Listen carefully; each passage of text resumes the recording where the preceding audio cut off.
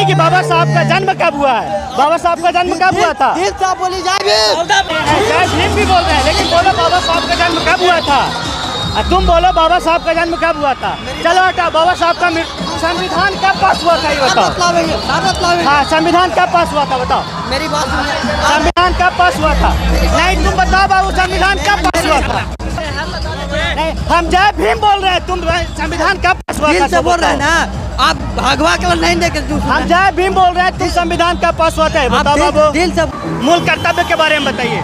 मूल कर्तव्य यही है कि जितने भी भीम आर्मी हैं, भीम अम्बेडकर हैं, दलित लोग हैं, पूरा भारत के समाज एक होकर भारत के संविधान को मूल कर्तव्य आपसे पूछा, मूल कर्तव्य। नमस्कार साथियों, मैं हूं अनुराग पांडे और आज हम लोग हैं इमामगंज क्षेत्र में, जहां पे आज अम्बेडकर जयंती पे बहुत ही जबरदस्त रैली का आयोजन किया गया है, जहां पे हजारों में लोग आए हुए हैं। आपको इस रैली का पूरा विवरण दिखाएंगे कि यहाँ के लोग किस लिए और अम्बेडकर धूमधाम से क्यों पूरे अच्छे वीडियो में बने रहिएगा। लोग को अभी लेकर के आया हूँ यहाँ पे, और बताइए, अच्छा बताइए आप, ये अम्बेडकर जयंती पे इतना बड़ा रैली निकल रहा है, इसका क्या मकसद है? इसका मतलब है हम लोग अम्बेडकर जयंती, आज का दिन बाबा साहब का जयंती मनाते हैं हम लोग और बहुत खुश लगते हैं, हम खुश होते हैं हम लोग। तो बाबा साहब अम्बेडकर को आप लोग भगवान की तरफ पूछते हैं या फिर आदर्श मानते हैं? नहीं, आदर्श है। और संविधान लिखा, इस संविधान पे हम लोग सारे इस हिंदुस्तान। बाबा साहब अम्बेडकर ने ही संविधान लिखा या फिर संविधान सभा के प्रारूप के अध्यक्ष थे?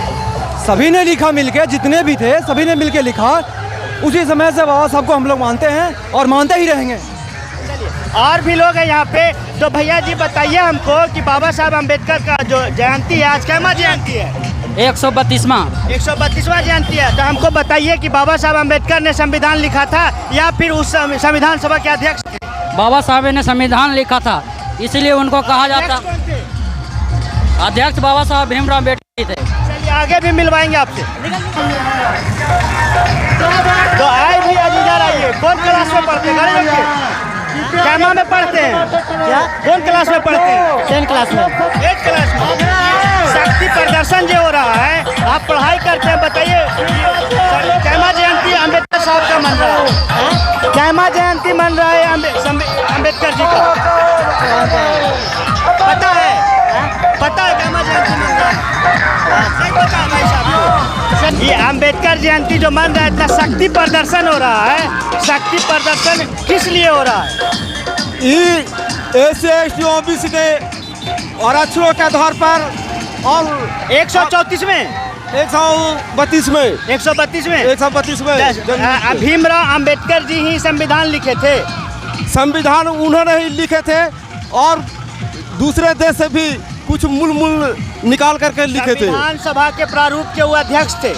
संविधान लिखा था और लोगों ने, लेकिन उस संविधान सभा के प्रारूप के अध्यक्ष थे भीमराव अम्बेडकर। तो भीमराव अम्बेडकर संविधान लिखे थे या फिर सिर्फ अध्यक्ष थे? अध्यक्ष थे और संविधान भी लिखे थे। कंफर्म है? कंफर्म। चलिए ठीक है। अभी हम प्रमुख साहब भी हैं, इनसे पूछते हैं जो शक्ति प्रदर्शन हो रहा है अम्बेडकर जयंती के नाम पे, इसका क्या उद्देश्य है? शक्ति प्रदर्शन नहीं है, आज जयंती है डॉक्टर भीमराव अम्बेडकर साहब का, तो आज जयंती मनाया जा रहा है उनका। तो जन्मदिन को एक रैली के रूप में अभी तक तो पहली बार ऐसा देखा जा रहा है कि वो भी भीमराव अम्बेडकर का जन्मदिन के मौके पर एक बड़ा रैली बना करके मनाया जा रहा है। नहीं, हर साल होता है। अभी है कि इसमें कभी कम कभी ज़्यादा, अब हमारे लोग ज़्यादा जागरूक हो रहे हैं, ज़्यादा जागरूकता में ज़्यादा जागरूक हो रहे हैं, ज़्यादा संख्या होगा।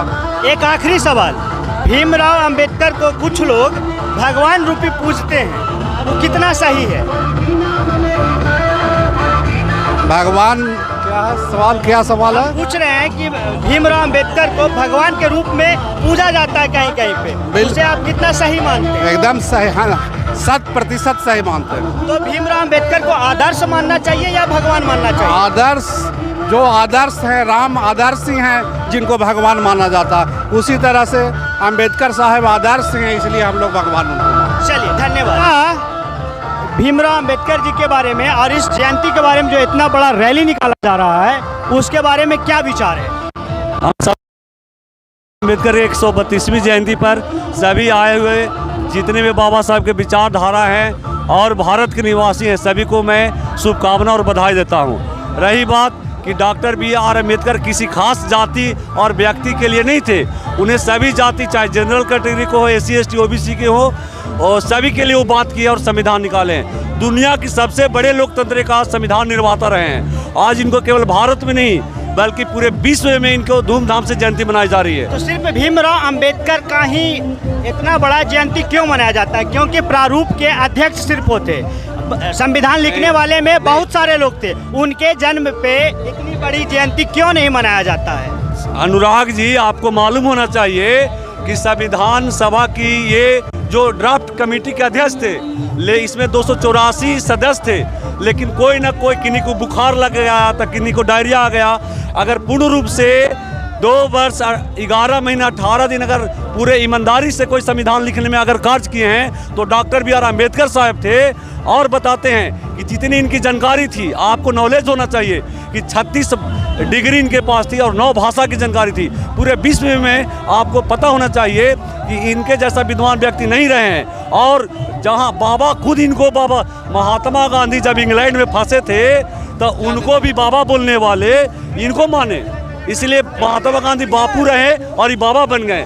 और रही बात कि बाबा साहेब डॉक्टर BR अम्बेडकर जो है, उन्होंने अंधविश्वास और पाखंड का विरोध किए हैं, ना कि किसी धर्म का विरोध किए हैं। उन्होंने बोला कि वैसे धर्म। मैं उसी पे एक सवाल लास्ट में पूछना चाहूँगा कि आपने कहा कि बाबा साहब ने पाखंड और अंधविश्वास को दूर करने के लिए, जागरूकता बढ़ाने के लिए संविधान में हक दिया है शोषित वंचितों को, लेकिन आज वही शोषित वंचित लोग जो हैं, जो भीमराव भगवान के रूप में पूजते हैं, तो फिर तो वही पाखंड, वही चीज तो ऐसे लोगों की मानसिकता है तो गलत कर रहे हैं। एक्चुअली डॉक्टर BR अम्बेडकर एक आदर्श हैं, एक महापुरुष हैं और ये एक भगवान नहीं है। ये इनके विचारों की पूजा होनी चाहिए, नहीं कि मूर्ति की पूजा होनी चाहिए। मैं वही चीज बार बार सबसे दोहराता हूँ कि भीमराव अम्बेडकर भगवान नहीं हो सकते, लेकिन हाँ एक आदर्श जरूर हो सकते हैं। उनके आदर्शों को पालन कीजिए। उन्होंने बताया है कि आप शिक्षा से सब कुछ पा सकते हैं, तो शिक्षा पाइए, भगवान बनाकर नहीं, आदर्श बनाकर। एक चीज और मैं बोलना चाहता हूँ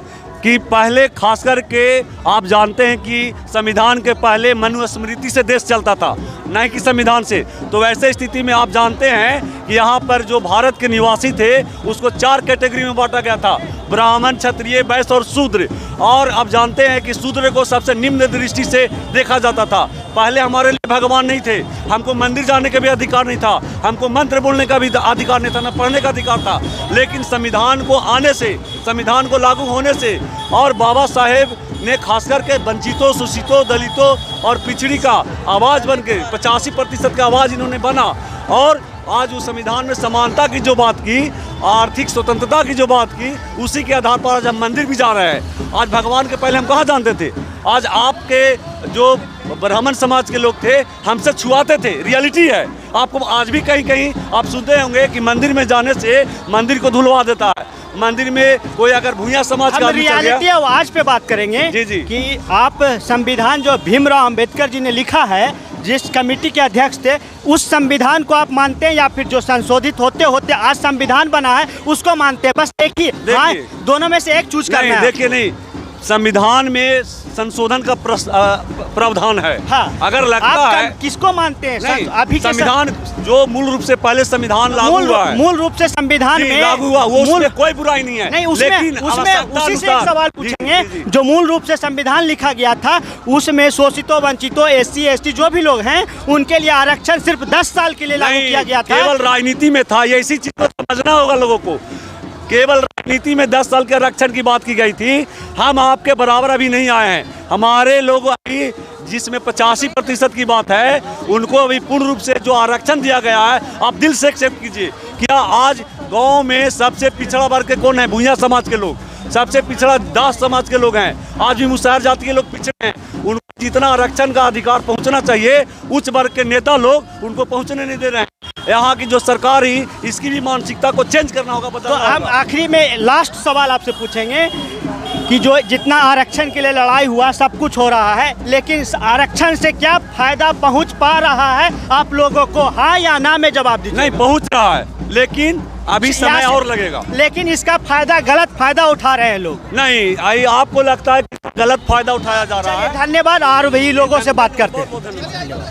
हमारे साथ एक बच्चा है जो बार जीत कर रहा है। मैं इसके जीत के लिए भीम दिल से आप बोल रहे हैं कि नहीं? दिल से भीमराव बता नहीं बाबा साहब देखिए, जय भीम बोल रहे हैं, लगातार जय भीम बोल रहे हैं, लेकिन इनको पता नहीं कि बाबा साहब का जन्म कब हुआ है। बाबा साहब का जन्म कब हुआ था? दिल से आप बोली जय भीम। 14 में आपको पता है, लेकिन हम जय भीम बोल रहे हैं, जय भीम भी बोल रहे हैं, लेकिन बोलो बाबा साहब का जन्म कब हुआ था? तुम बोलो बाबा साहब का जन्म कब हुआ था? चलो हटा, बाबा साहब का संविधान कब पास हुआ था ये बताओ। हाँ, संविधान कब पास हुआ था बताओ। मेरी बात सुनिए। संविधान कब पास हुआ था? नहीं, तुम बताओ बाबू, संविधान कब पास हुआ था? तो आप लोग देख सकते हैं किस तरह। हाँ, संविधान कब पास हुआ था बोलो बाबू। नहीं, हम जय भीम बोल रहे हैं, तुम संविधान कब पास हुआ था? दिल से बोल रहे हैं ना, आप भागवा के नहीं देखे। हम जय भीम बोल रहे हैं, तुम संविधान कब पास हुआ था बताओ बाबू। दिल से बोल रहे हैं ना। अरे हम बोल तो रहे जय भीम बोल रहे हैं, तुम बोलो।